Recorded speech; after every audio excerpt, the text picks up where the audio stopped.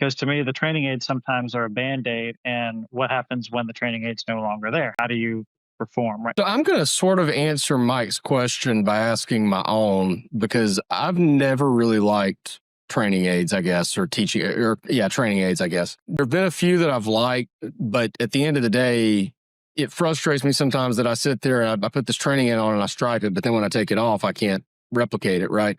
It was really big in these, I think he called them training stations, where you basically put alignment sticks in the ground in so many different places that it basically just creates a maze that unless you swing the club perfectly, you're going to knock the hell out of one of these alignment sticks. And to me, that didn't help me a bit because all that taught me to do was to guide the club through the maze all the way up and then all the way back down.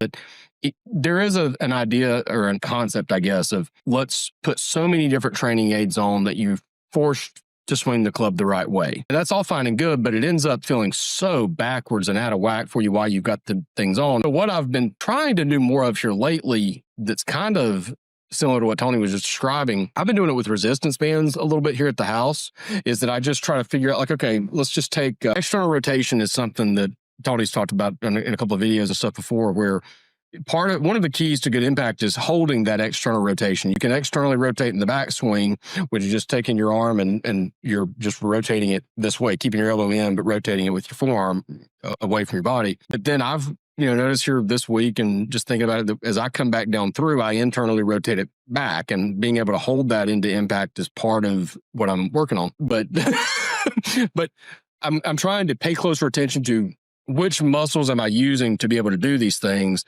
Tony, when you were working with me on my footwork the other day, you would use, I guess, what you were calling a teaching aid, holding the shaft in a certain place or putting the club on my feet and saying, this is what you need to do.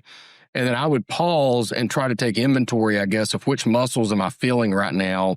And then I'll even, sometimes when I'm just at home at night or whatever, I'll get the resistance bands out and see what I can do to simulate that sensation somewhere or another.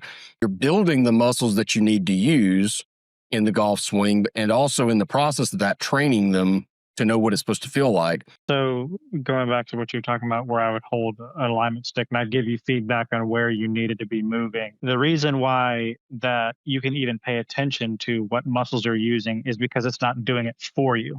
Your brain is an active part of the learning process. It's not being shut off because you're magically put into this position or whatever. You're magically swinging the club the right way because the training aid forces that. And that's what I'm saying. That's why I prefer the teaching aid, because it forces you to engage with it and to understand a concept. Once you understand a concept, then you can do something with it.